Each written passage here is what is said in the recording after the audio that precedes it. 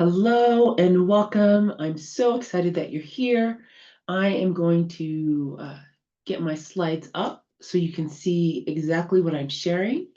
And we are going to go ahead and have a discussion about the Chief of Staff and prompt engineering and all the things that you need to know, understand to be successful in this role. So I'm grateful to have you here, and let's go ahead and get started.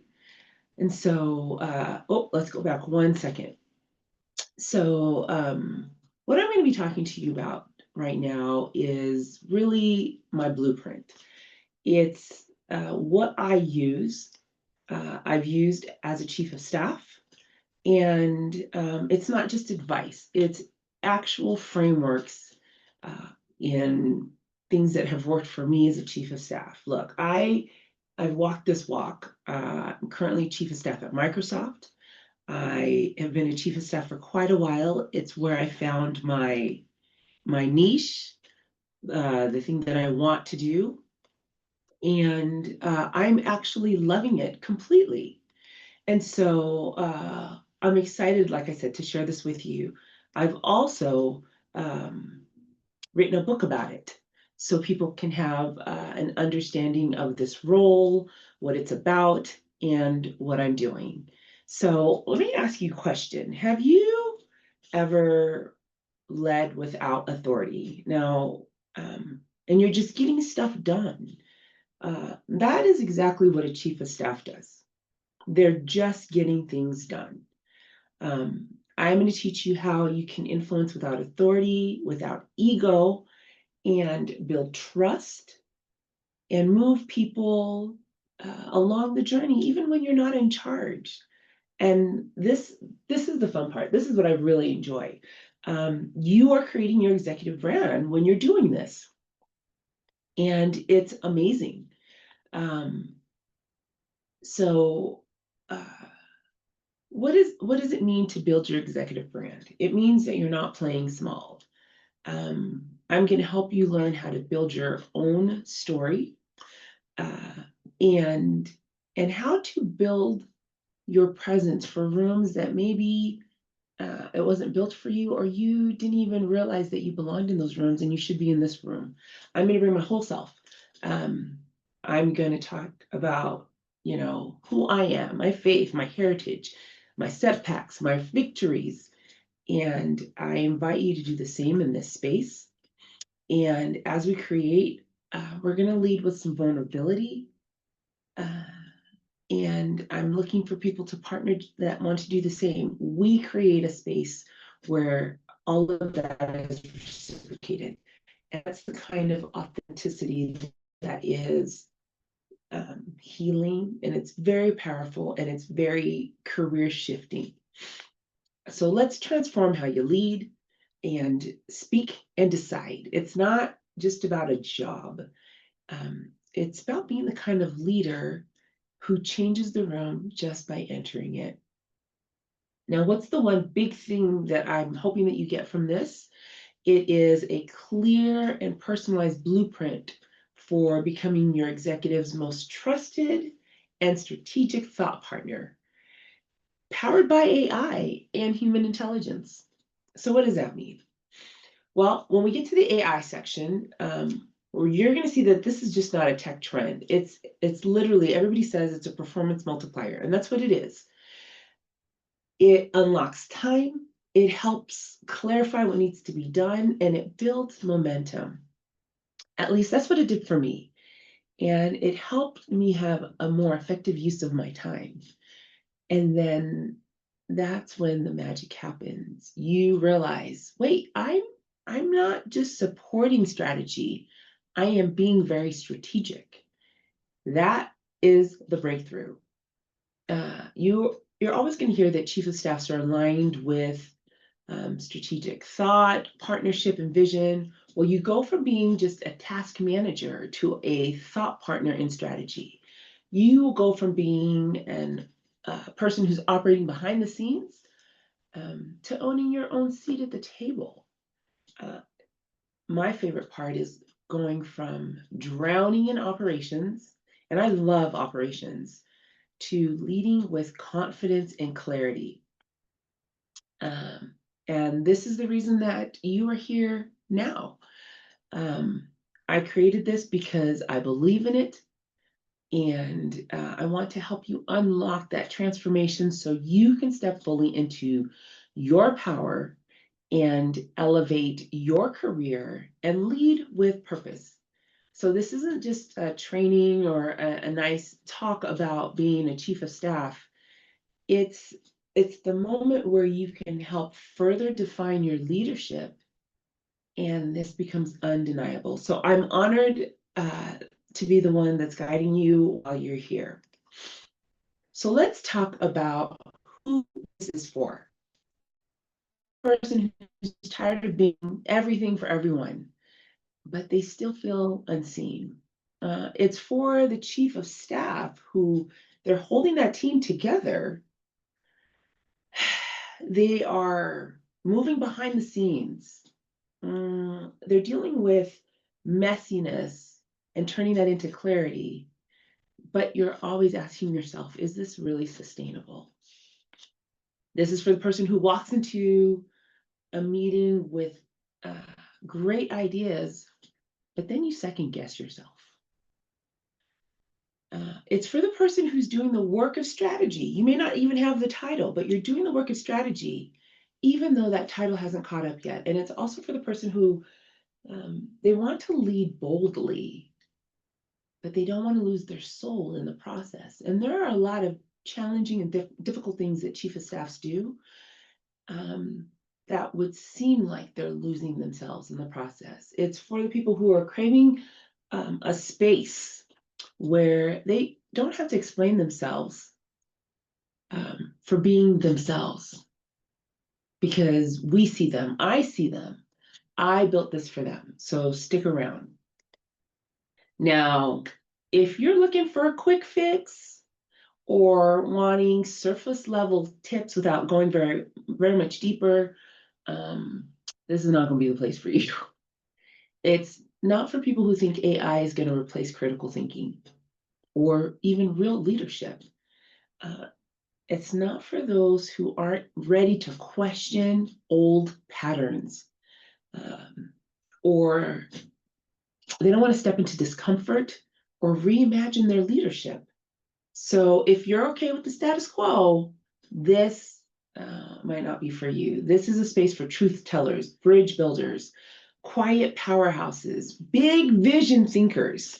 So if that's you and you feel it, this is the space for you.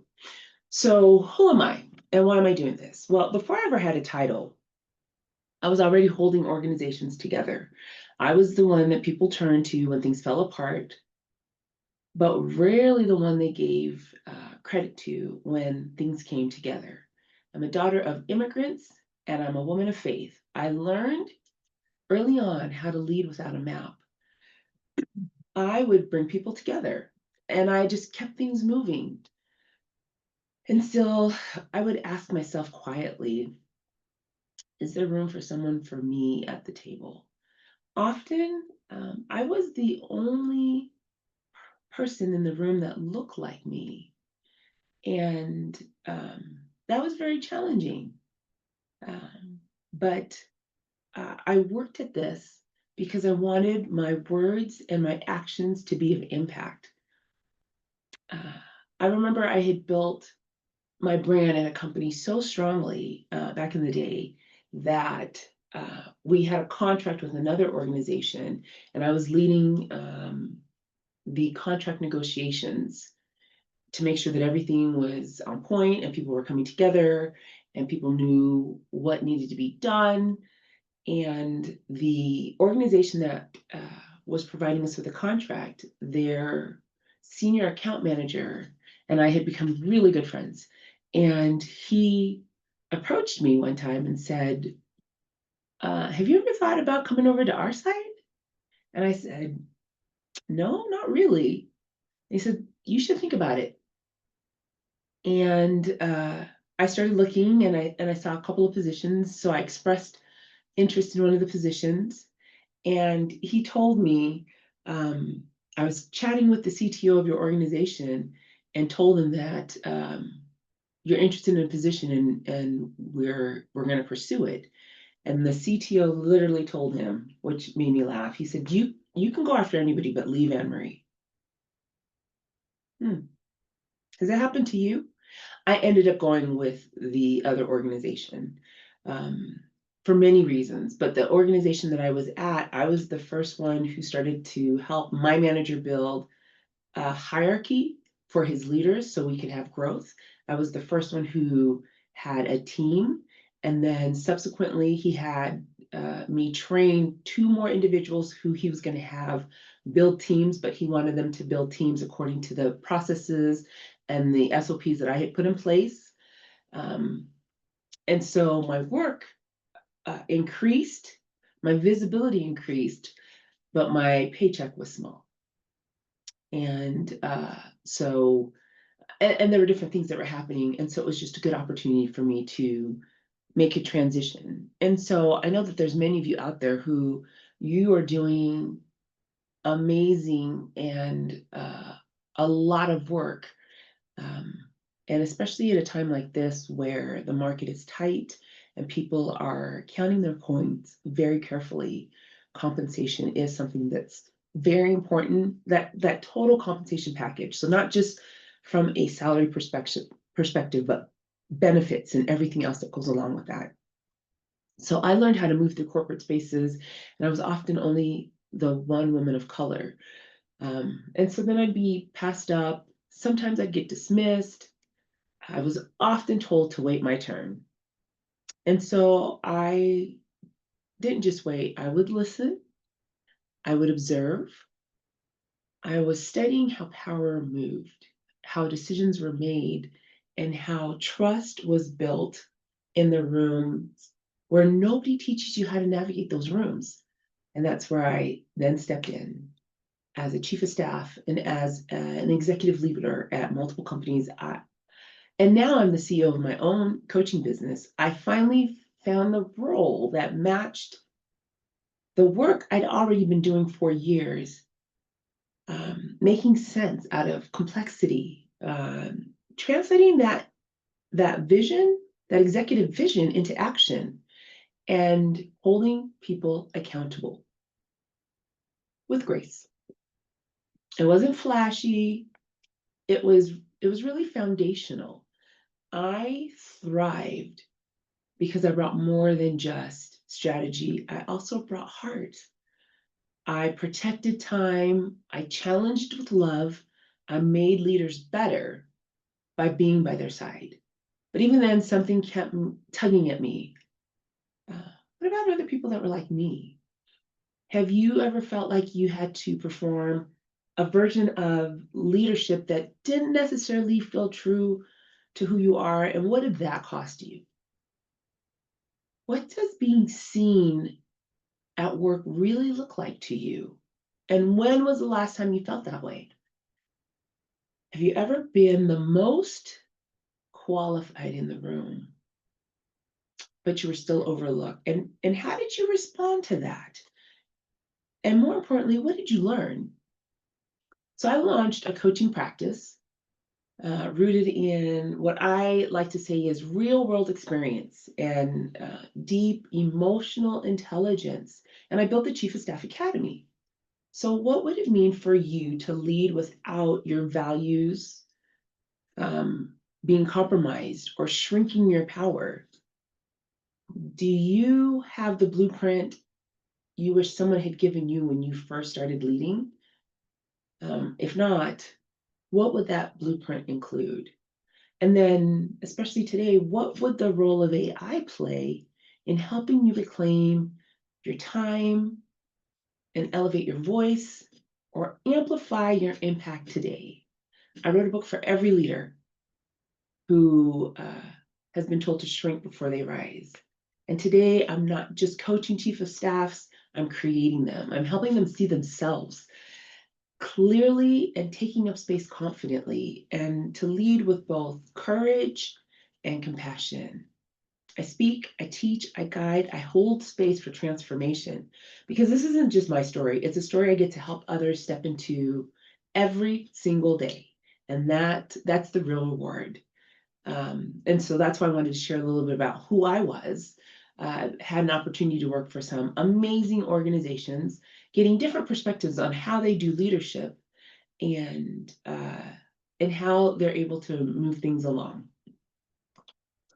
So the thing that I really wanted back then was it was pretty simple, but I never said it out loud, but I just wanted to be seen, not for just how much I could handle or how well I executed, but for who I was. I wanted to lead in a way that didn't require me to harden or perform. I did want to hold on to my values while still being powerful. And I wanted to lead again without compromising who I was. And so the space that I created was built for people who were like me, who didn't always fit that traditional mold of leadership, but they carried strength, clarity, and vision all at the same time. I turned everything that I learned into the blueprint that I wish I had, and I don't want you to walk this path alone. Most of all, I didn't want just a seat at the table. I wanted to reshape the table. Um, Former President Barack Obama uh, has said in one of his videos that all of us are fighting to get a seat at the table. But when we finally get that seat at the table, we realize that the people who are at that table, they ain't all that. And that's why I want to reshape that table. That's what I'm doing.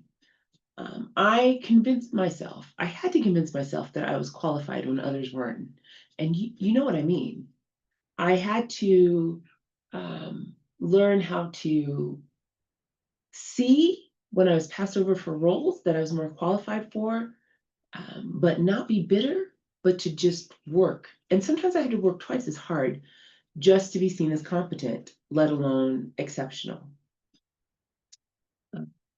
Sometimes I would take on extra work, um, mentoring and providing emotional support because I care, but also because saying no doesn't always feel like an option. I didn't want to be the person who quiet quit. I didn't want to be upset or angry. And honestly, there's only so many vacations a person can take in a year. So, looking at creating, like I said, the space, um, I started to see people's lives changing. I worked with a brilliant executive director and chief of staff who, when we first met in one of our first phone calls, I think maybe the first couple of calls, there was a lot of tears that were being shed. And it was because of the things that were happening in her life. Um, and she had been job hunting for an extremely long time. And those of you who have some grades like I do, back in the day, you could apply for a job, and within 2, maybe 3 months, you would have several offers, not just one, but several. And now people are finding that it's taking 8 months, a year, 2 years plus, um, applying for many roles, not getting any response or getting the AI generated thank you for applying for this role, but we've decided to move forward with others email. And as I worked together with this individual, we started to reshape what her brand looked like. Um, we started to work on interviewing. I had her do mock interviews so she could feel comfortable responding to people who she did not know. So when she walked into the actual interview, she had built that muscle and felt comfortable. I love teaching people about the space and how you can do it and sharing the tools, the templates, the things that I've learned that have helped me. So over the next little while, I'm going to share with you what a strategic operator is, a chief of staff, and how you can use AI in your day-to-day. What is prompt engineering? And if you are job hunting, how you can job hunt effectively today. I've been in the corporate space for over 20 years, and I'm going to give you a peek into what you can get if you decide you want to work with me. Let's move this out of the way. There we go. So let's get started. So my question for you is, are you tired of being the behind the scenes fixer with no path forward? I mean, if you're already doing that, you're doing the work of a chief of staff already.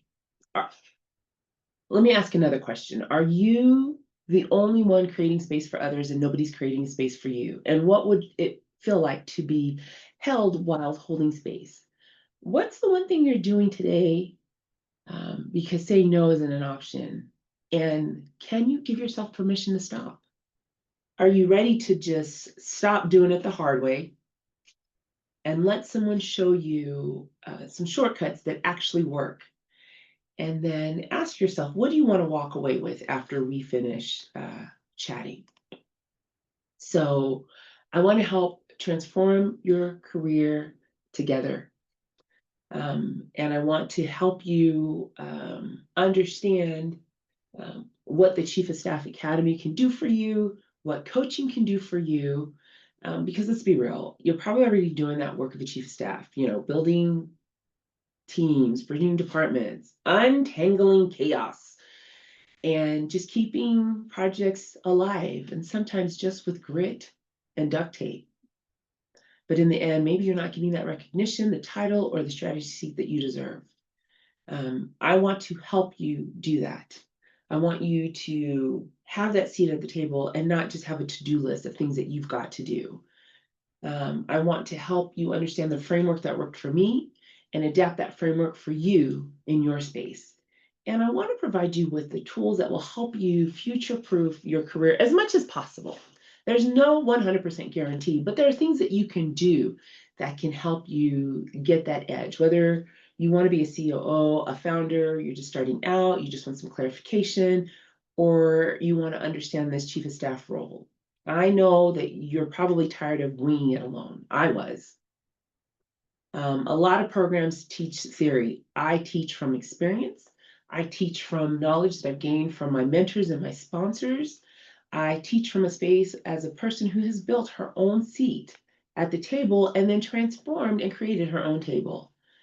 Um, that's what we're going to do. So, what we'll spend the next little while doing is talking a little bit about the history of AI, and then tie that into the role of a chief of staff.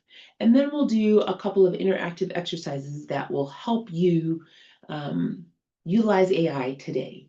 So let's talk a little bit about the role of AI. As you see, AI didn't start in the last 10, 15 years, or even 20 years. It started in the 1940s, as you see from this timeline. And this is where the foundation of AI was being built.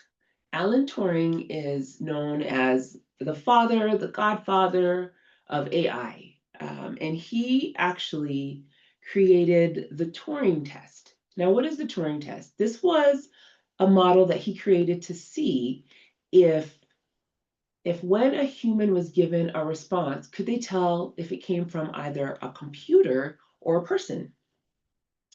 And that's the Turing test. So if you want to look that up, that is one of the foundational principles of AI, trying to build that groundwork for computer logic. And then we see the birth of AI. The term, like it says, artificial intelligence, that's when it was coined at a conference by a gentleman named John McCarthy, Marvin Minsky, Ellen Newell, and Herbert Simon. They had studied the work of Turing and they wanted to take it a little bit further. And so that's when you start to see AI start to pop up in just little places. Then we had the early progress in First Winter. The reason that we call it early progress, because there was a lot of things that were being done. Um, uh, Eliza Eliza was critical in the birth of AI, and Eliza was one of the very first computer programs designed to act like a person and specifically simulate a conversation. And that was created in the 1960s. And it was created by a scientist named Joseph Weizenbaum. He was a computer scientist at MIT. Eliza Eliza would be what we consider an early chatbot. It pretended to be a therapist, and then you would ask it questions, and then it would respond. But the way that it responded was to reframe what you were asking. So you might type into the Eliza chatbot, "I feel sad today." And Eliza would say, "Why do you feel sad?" It didn't understand the way modern AI understands us today, but it used simple rooms to flip your words into a question, making it feel like it was listening. So, why is ELIZA important? It was one of the first computer programs to show that machines could simulate human-like conversation. And people actually got attached, even thought, even though it was just like pattern matching. So you can think of ELIZA as the great, great grandparent of chat. So that was the early progress. The first winter came because AI programming was extremely expensive and it became very difficult. Um, but then it had its second winter where systems, even though they were expensive and brittle, they were trying to um, further the work that had been done with AI. But then it, like I said, it kind of took a little bit of a slowdown. Then you have today the modern evolution of AI. And so 1997, Deep Blue. Deep Blue was a chess playing computer developed by IBM in the 90s. And it became famous because I know this is hard to probably grasp. It was the first computer system to defeat a reigning class world champion at chess under standard tournament conditions. Now, it sounds like this is something that should have been easy, but back then, um, that wasn't the case. And so it was so important that this happened. And then we have the big data revolution, where companies like Google and Amazon, Microsoft, Facebook began integrating ML into prompts. And we're going to talk about ML a little bit later in this presentation. But deep learning became extremely important because the next milestone, we talk about AlexNet, which won a major image recognition contest by identifying pictures far better than any previous system. Now, when AI had started, they were creating a neural network. And what this neural network would do, it was you would feed it information, and over time, it would start to recognize patterns in the information that you were feeding. So let's say you wanted it to recognize a cat versus a dog. So you would feed it pictures of cats and dogs, and then you'd correct it and say, this is what cats have, this is what dogs have. It sounds, again, because of the huge leaps that have happened in AI today, that of course this would happen. But back in the day, it couldn't even discern between the two. And so as it was being fed information and corrected, it started to identify it. So that's why AlexNet is such a huge milestone, because it was correctly identifying pictures. And it used a process called deep learning, where the computer could learn from large amounts of data, similar to how we learn by seeing patterns. It marked a huge turning point in AI because it said that machines could now see and understand machine images much more like people do. That sparked a wave of new AI tools that we're seeing: facial recognition, self-driving cars, and smart assistants. Um, and then it continued with the generative AI revolution. Um, and so, what we will talk about a little bit later are some of the terms of AI. What is NLP, natural language processing? What is GPT, generative pre-trained transformer? Oh, say that 3 times. And then LLMs, large language models. So we're going to go through and define a handful of these terms a little later on in this presentation. But what I wanted to do is let's talk about how we understand AI, because again, this is going to feed into how chief of staffs can use AI today. AI today can draft emails, summarize content, do all kinds of things. And so if you're not using AI every day, you're missing an opportunity to optimize your time and and get different perspectives on things that you're working on. AI does not have to replace you if you know how to use AI effectively.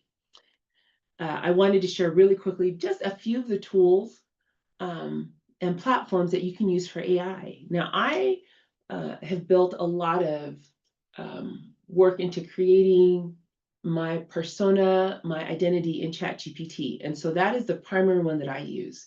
And you'll find that with any AI tool, the more information you feed it and correct it, it's going to start to recognize you and the things that are important to you. And it will start to respond in a way where it knows exactly who Anne Marie is, and if she wants to speak as a chief of staff, or if she wants to speak to people who are new chief of staffs, this is the type of content that she needs. So I would encourage you to explore the different platforms and test all of them out. Play with all of them. I have, and each of them do something different and more effective for me every time. So here's some of the key terminology that I think it's very important for you just to understand if you don't understand it yet. AI, artificial intelligence. It's really just the simulation of human intelligence in machines. And so I've included some examples. It's like chat answering questions or Netflix recommending shows based on your viewing habits. ML, machine learning. And that, like I said, it's a subset of AI that enables machines to learn from data and improve over time without necessarily providing explicit programming. So think about your Spotify list um, as it provides you with recommendation based on your preferences. Natural language processing. This, again, the ability for machines to understand, interpret, and generate human language. Siri, Alexa, they use NLP to respond to voice commands. And then the final term, LLM, the large language models. And this is massive amounts of data trained to understand and generate human-like language. Now, we can see that this isn't always the case, and some of the information that's generated from AI feels a bit robotic, but it's learning and it's evolving. And so we'll see it becoming a little bit more and more human-like in its responses. So it can write emails, summarize reports, or even create content. This next slide is, again, just a handful of terms and concepts that you should be familiar with when it comes to AI. And you can even ask AI to provide you with what are the key terminologies that you should be familiar with and examples of each. So it becomes something that is second nature to you.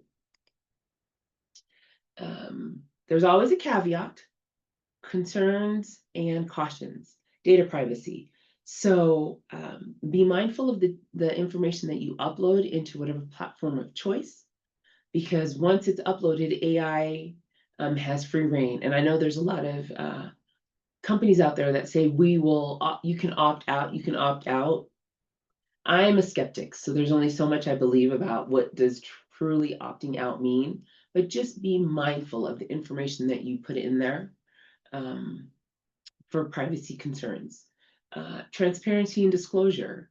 I use AI every single day, and I treat it as a thought partner, but it is not the final say in anything that I do. And some companies and people they just would like to understand that that's what's happening.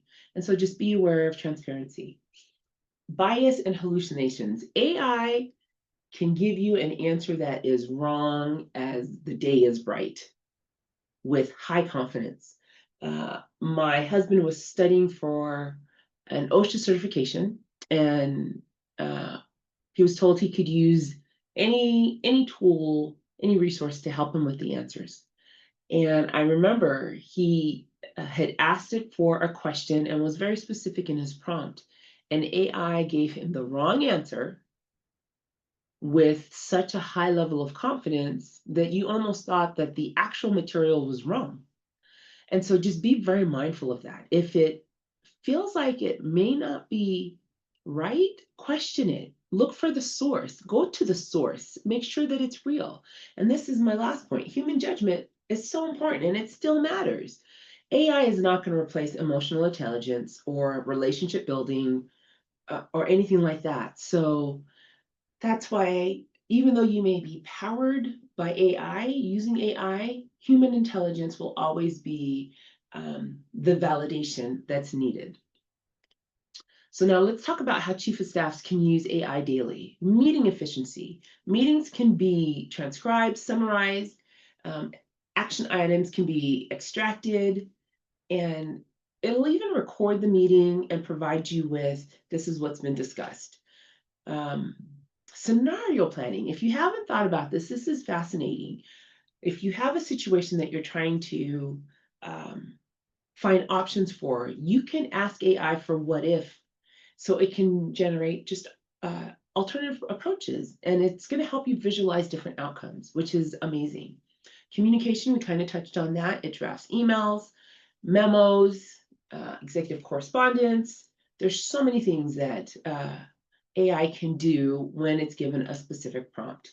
And then with strategic documents, um, it can generate, uh, it can take a strategic document, summarize it with the points that you're trying to get. It can even make it so, let's say that you're not familiar with financial planning, but you've got a financial report that you need to understand.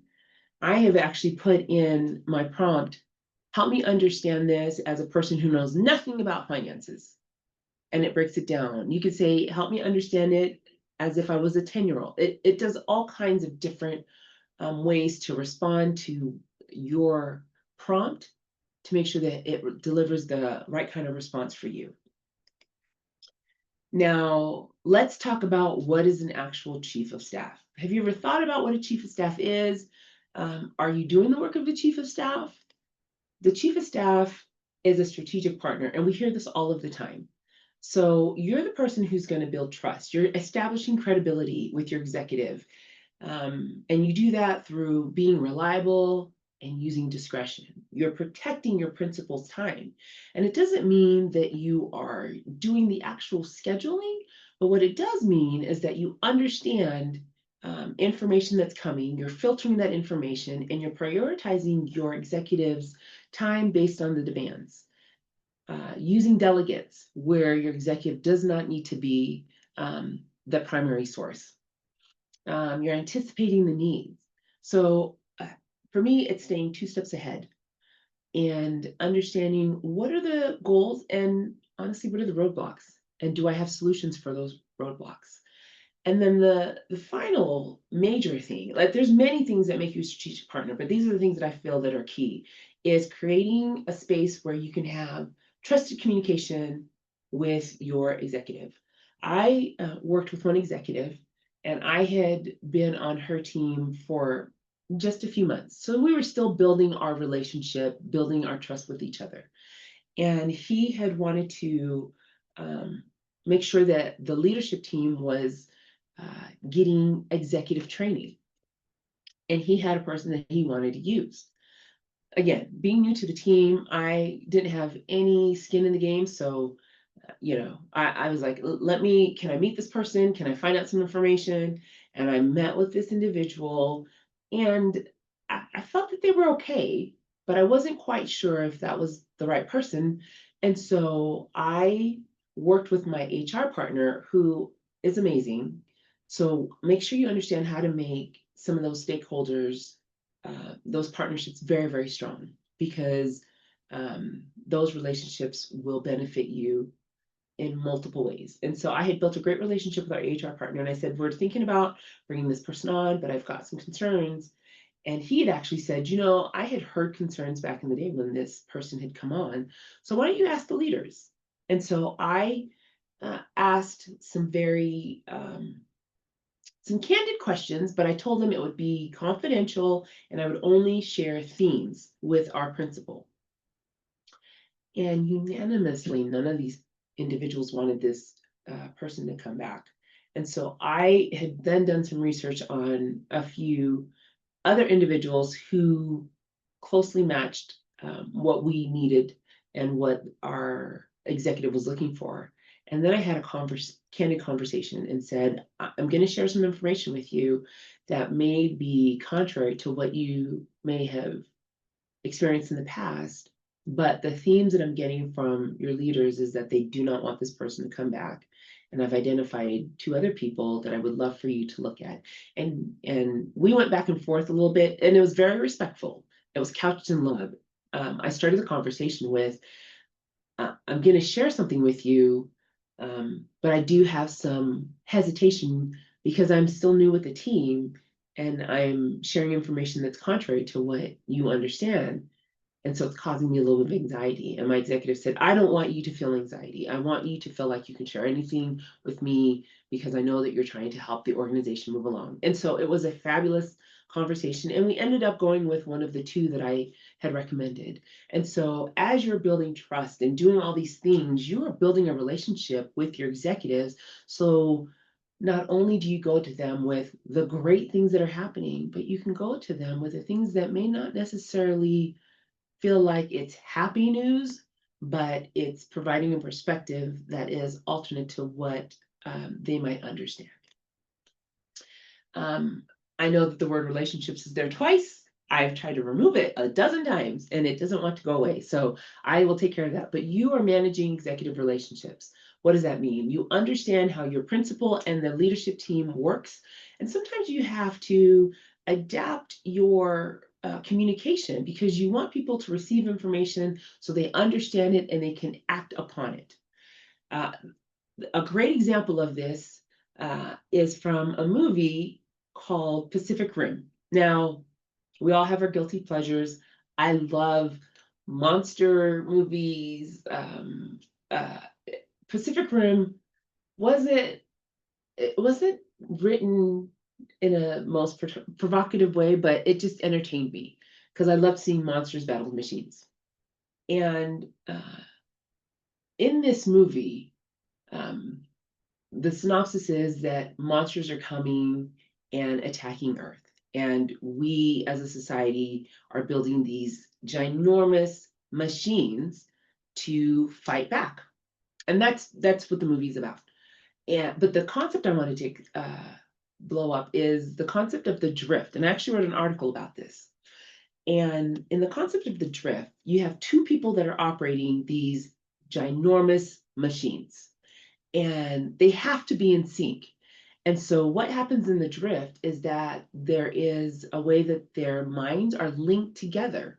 And so you kind of get to know that person a little bit more than you probably were anticipating. But nevertheless, if there is conflict between those two, the linking is not strong. If there is no conflict and they're able to come into the zone with each other, the linking is very strong. Now, they don't lose who they are. They are still two separate entities, but they have one purpose, and that is the drift. And so you're understanding the working style. You're going to establish some clear communication, um, and you're going to work in this kind of tandem way where you both have the same goal, you understand, and you lean into that person's strength. They lean into your strength. You lean out when you need to. They lean out when they need to. This is the way that you build trust through being consistent, and you are that strategic thought partner because you're providing alternatives when needed. You're challenging assumptions constructively, and you're making these things work.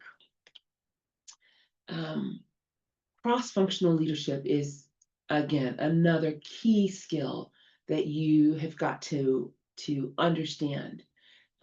There's going to be organizational navigation. So who are your key stakeholders? Who are the delegates? And how are they working together? You want to ensure that your department's goals support the company strategy. And you want to work on making sure that you can facilitate conversation when teams are very, very siloed. Um, Team alignment. You may be in a position where you have to lean on different teams, and then sometimes you're going to be in conflict resolution mode. So you're going to be mediating finding win-win solutions, especially when parties, and literally on behalf of that executive, and you are translating that executive's vision into operational work. That operational work becomes the strategic initiatives that you are managing. So how are you driving the projects? This is the framework that I use. One, you have to define what the clear vision is. Then you're aligning those stakeholders. Then you're driving the execution. Driving execution doesn't mean that you own every aspect of the work, but it means that you may work in tandem with someone to make sure that those things are being driven appropriately. And then you want to measure the impact. So now for a chief of staff, their career development path uh, can be very different. Some come from operations, they come from various aspects of the organization. So because you may not feel like you're following what seems to be a traditional path, does not negate your opportunity to become a chief of staff. That's where I can help you.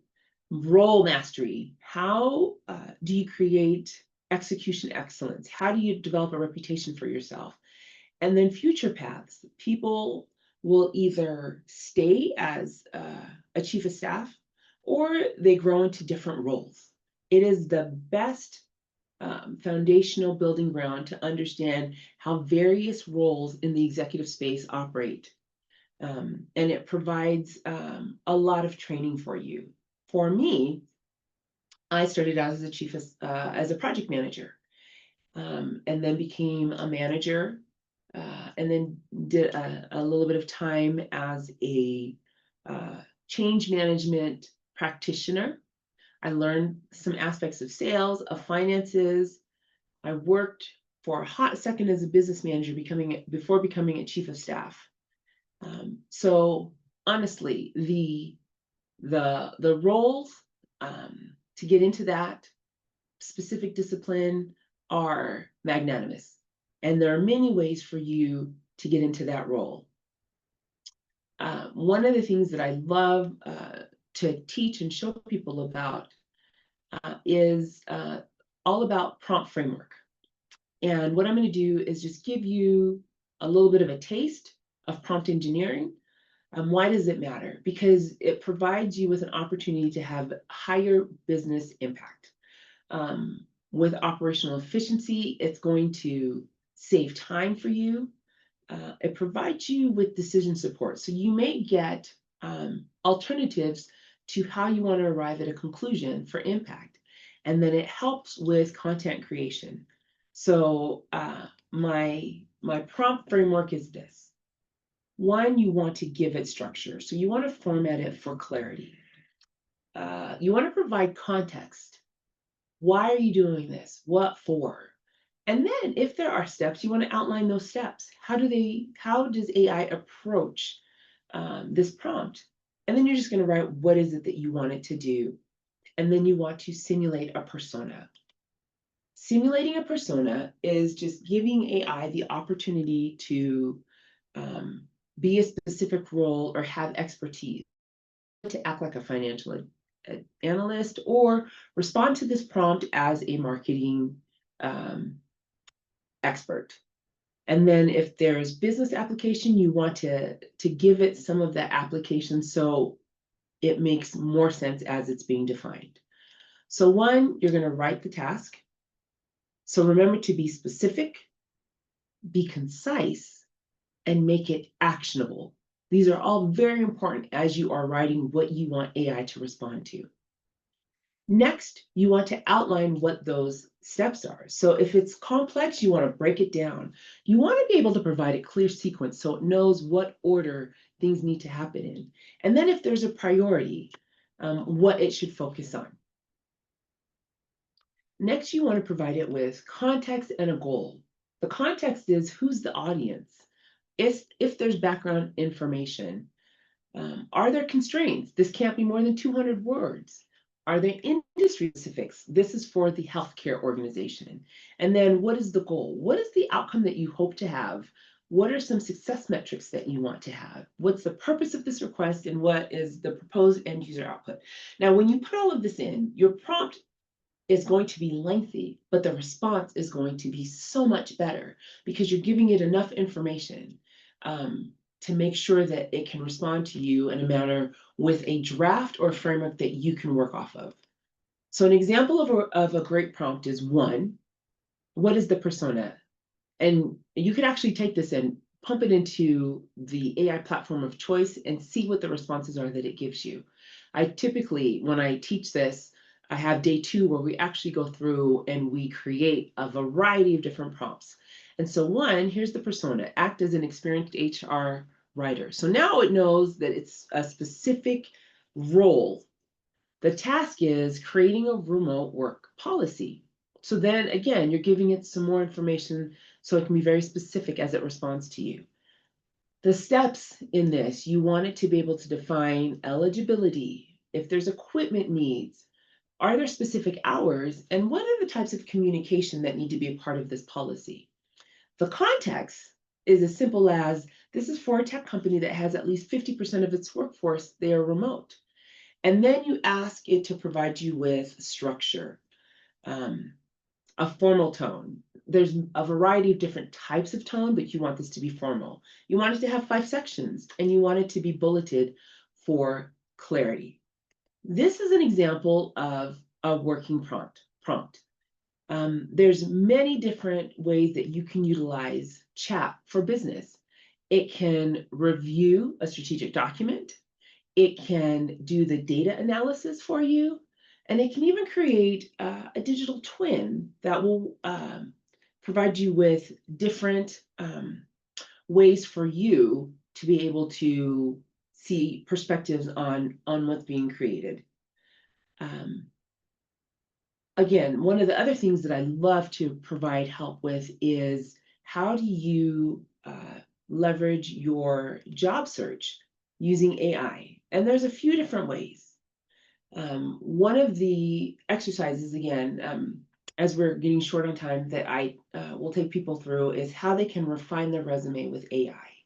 And we literally will upload a resume. I have a sample one, and then we go through these steps. We ask it to review the resume by a specific job description and tell us how it's making the revisions and why, and review the whys to make sure you either want to utilize those whys or not. Um, Again, multiple ways for AI to help you with how you are crafting your resume specific to the roles that you're looking for. AI can also create cover letters. It will match the tone, it can highlight your achievements, and then you just review it to add your personal touch. AI also can draft a 30, 60, 90-day plan for you based on the responses you've gotten from your interview, as well as the job description. Um, Templates that I have can help you with these things, or you can create templates with some of the applications that are out there, and some of them are free. I love going through this process with folks because I share with them what are some of the free tools that I use online to help me do these things. And so this has been an overview of the chief of staff role, how AI came about, how you can use it as a chief of staff, and the variety of different things that you can do with AI. And so, what is next for you at this point? I would love to talk to you more about the Chief of Staff Academy and get you enrolled, and share with you the different prompt templates, the playbooks, the toolkit kit guides. And so if you are curious and you want to understand how this can work for you, you can scan my QR code and book time with me, and we can meet today and discuss the variety of things that you can do as you are exploring the Chief of Staff role, as you are in the Chief of Staff role. If you're looking to be in the Chief of Staff role, what are the things that you need to do, and how can a coach help, as well as how can enrollment in the Chief of Staff Academy uh, be a game changer for you. My name is Anne Rio Tanez. I am the Chief of Staff Architect And I enjoy helping so many of you out there with what you're doing and how you are trying to really accelerate the things that are important to you. I look forward to hearing from you, and let's connect very soon.